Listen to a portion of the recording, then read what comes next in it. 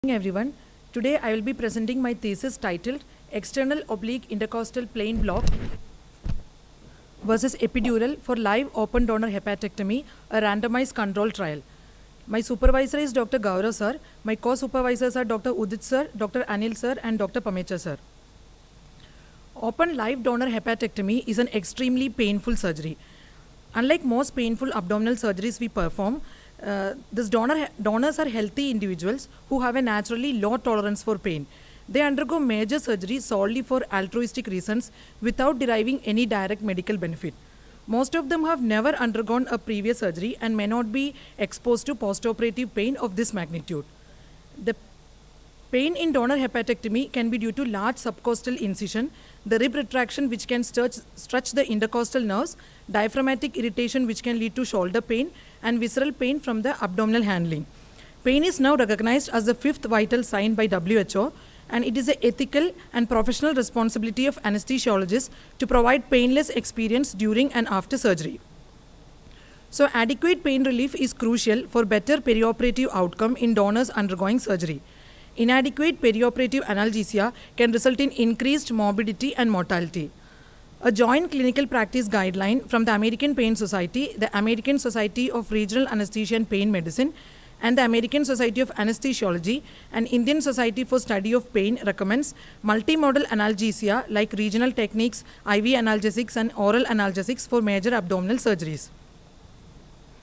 The various analgesic techniques for donor hepatectomy include thoracic epidural, intrathecal morphine, facial plain blocks, IV PCA, and many more. But still now thoracic epidural is considered as the gold standard for upper abdominal surgery.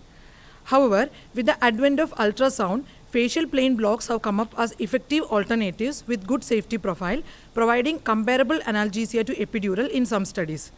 The commonly employed facial plain blocks are paravertebral block, erectus spinae plain block, rectus sheath block, transverse abdominis plain block, and external oblique intercostal plain block. Thoracic epidural analgesia was widely used and considered relatively safe to perform, but it is technically more challenging due to the increased angulation and overlapping of thoracic spinous processes and reduced intervertebral space. This makes the needle placement more demanding and increases the risk of accidental dural puncture with spinal cord injury and epidural hematoma.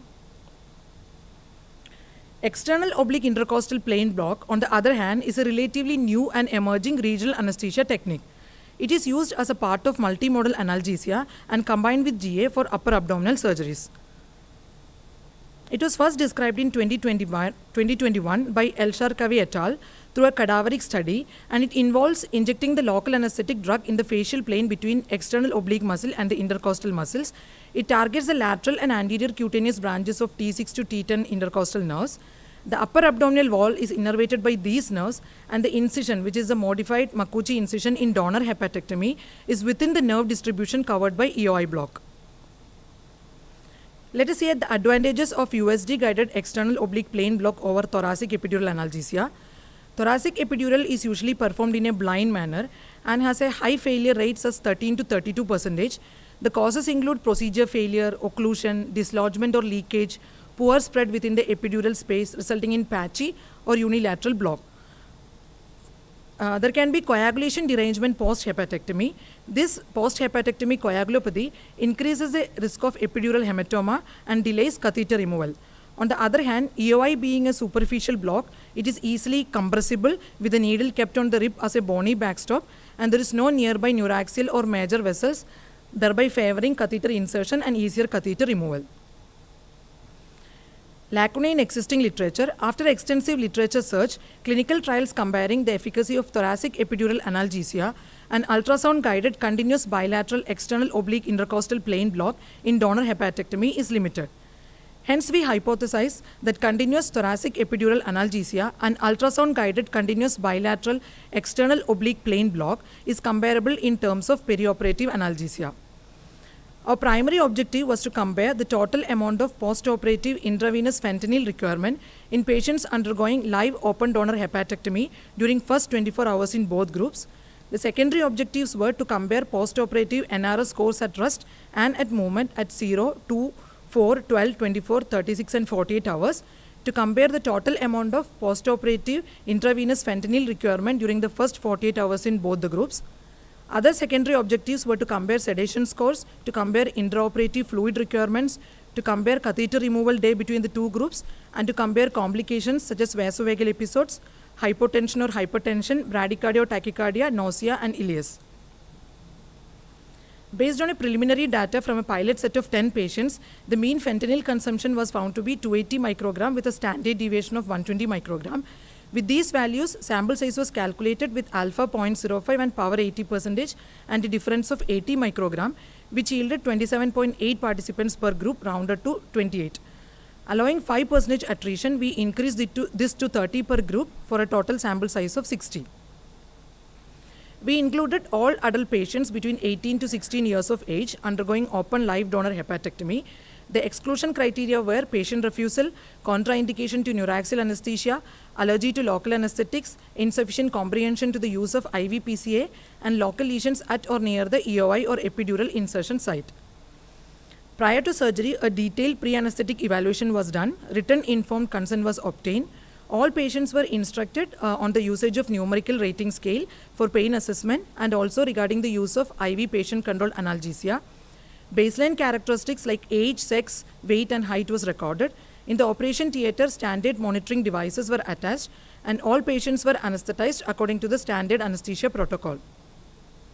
In Group A, that is in thoracic epidural analgesia, all epidural insertions were done in the sitting position before induction of GA.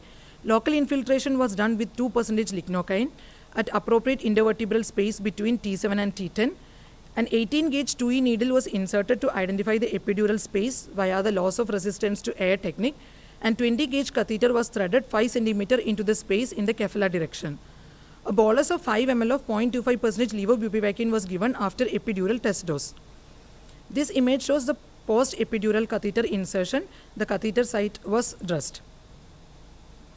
In the second group, that is in the EOI group, with the patient in supine position, the linear transducer of the USD machine was placed in a sagittal plane between the mid-clavicular line and the anterior axillary line at the level of the 6th rib, with the orientation marker directed cranially.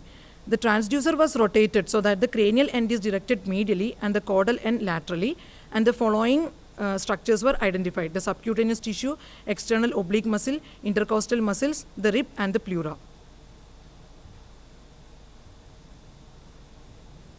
Coming to the block procedure, inline plane approach, an 18-gauge 2E needle was inserted in a craniocaudal direction until the tip is seen deep to the external oblique muscle just above the rib surface. Was the needle just beneath the external oblique muscle above the rib surface. The correct placement was confirmed by hydrodissection with 5 ml of normal saline. A bolus of 20 ml of 0.25% levobupivacaine was given after negative aspiration of blood. And the same procedure was repeated on opposite side. The post-procedure catheter insertion site and tunneled catheter placement for continuous EOI block. Injection fentanyl 1 microgram per kilogram IV was given for any increase in MAP or heart rate by more than 20% intraoperatively. Post-extubation, the local anesthetic infusion was continued bilaterally for 48 hours in the EOI group, same for 48 hours in the epidural group. IV paracetamol 500 mg 6th hourly was administered to both the group of patients. Postoperative pain assessment was done using NRS scale at 0 hour, at 1, 2, 4, 6 hour, followed by 12, 24, 36 and 48 hours. Breakthrough pain was identified as NRS more than 3 at rest. IV fentanyl PCA was started from the immediate postoperative period. The PCA settings were as follows: a demand dose of 0.5 microgram per kilogram with a lockout interval of 15 minutes and doses 4 doses per hour. Rescue analgesia was in the form of bolus of IV fentanyl 0.5 microgram per kilogram was given if the NRS remained more than 3 despite the IV PCA dose. Sedation was assessed using modified Ramsay sedation score. Postoperatively, EOI catheters were removed after 48 hours, but epidural catheters were removed only when INR was less than 1.5 and platelet count more than 1 lakh, and the catheter removal day was noted. This shows the consort diagram. We assessed 61 patients. 1 was excluded for a history of intervertebral disc prolapse. 60 patients were then randomized, 30 to thoracic epidural group and 30 to EOI group, and all received the allocated intervention. There were no losses to follow-up and no discontinuations, and all 60 patients were included in the final analysis. Independent t-test was used for normally distributed variables, Mann-Whitney U-test for non-normally distributed variables. Final analysis was done using SPSS version 25, and a p-value of less than 0.05 was considered statistically significant. Coming to the results, with respect to comparison of patient characteristics and intraoperative variables, the demographic characters such as age, BMI were comparable between the two groups. The intraoperative variables such as the duration of surgery, the total fluids given intraoperatively, the lobe retrieved, remnant volume, blood loss, and the intraoperative fentanyl consumption were comparable between two groups. Our primary objective was to compare the postoperative fentanyl consumption by IV PCA between epidural and EOI. In the epidural group, the median postoperative fentanyl consumption in 24 hours was 160 microgram, whereas in the EOI group it was 200 microgram, but the difference between the two groups was not statistically significant. The postoperative fentanyl consumption in 48 hours in the epidural group was 320 microgram, whereas in the EOI group it was 345 microgram, and the difference was not statistically significant. This image shows the error bar graph for the fentanyl consumption. Even though the error bars showed variability, the difference was not statistically significant. Opioid requirements were comparable with most used in the first 24 hours. The comparison of numerical rating scale at rest and movement were not statistically significant between the two groups. Intraoperative hemodynamics such as mean arterial pressure and heart rate did not differ between the epidural and EOI groups at any time point.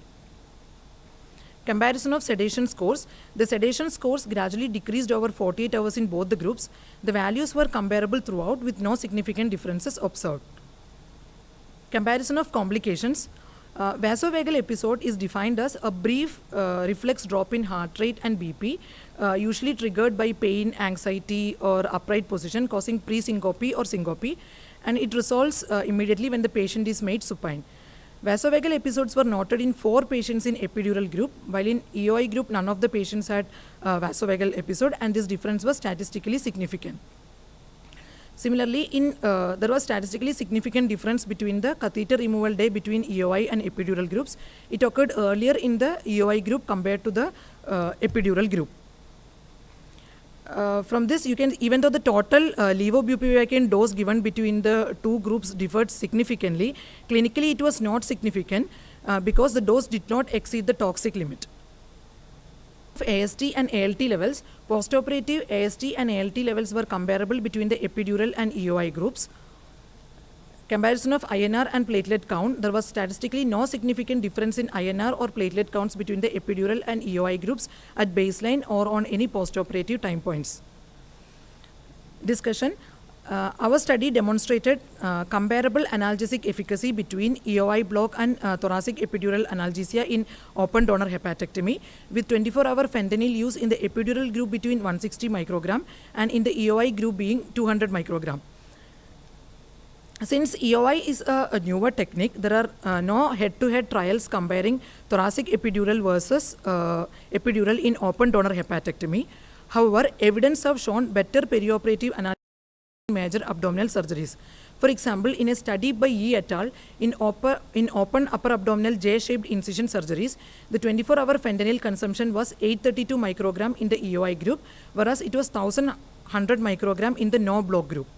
In another study by Hashim et al., in which EOI was compared with ESP block for postoperative analgesia in upper abdominal surgeries, EOI block demonstrated comparable analgesic efficacy in opioid consumption. In EOI group, the 24-hour fentanyl consumption was 330 microgram, whereas in the ESP group, it was 260 microgram. This slide summarizes 3 studies where EOI was compared with port site infiltration, subcostal tab block, and IV PCA morphine across sleeve gastrectomy, cholecystectomy, and splenectomy. Overall, EOI block provided effective postoperative analgesia with lower fentanyl consumption than the control group. Across major abdominal surgery, facial plane blocks such as ESP, paravertebral, and tab block provided analgesia comparable to thoracic epidural. In a study by Subair et al. In live open donor hepatectomy, ESP achieved at least comparable pain control with lower 24-hour opioid consumption than epidural. This equivalence is further reinforced by an RCT of epidural versus paravertebral block in open liver resection and meta-analysis by Desai et al. And Sang et al. In our study, both techniques maintained stable intraoperative mean arterial pressure and heart rate. NRS scores at rest were less than or equal to 2 in both groups throughout 48 hours. Even though the movement scores were higher, it declined later during the 48 hours.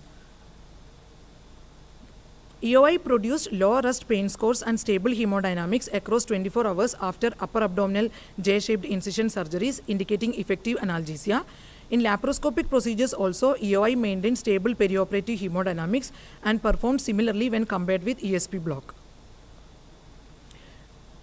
Looking into complications and catheter management, EOI catheters were removed earlier, that is on POD day 2 compared to epidural catheters, facilitating safer removal without coagulopathy related concerns. And vasovagal episodes occurred in 13.3% of patients in epidural group but were absent in the EOI group.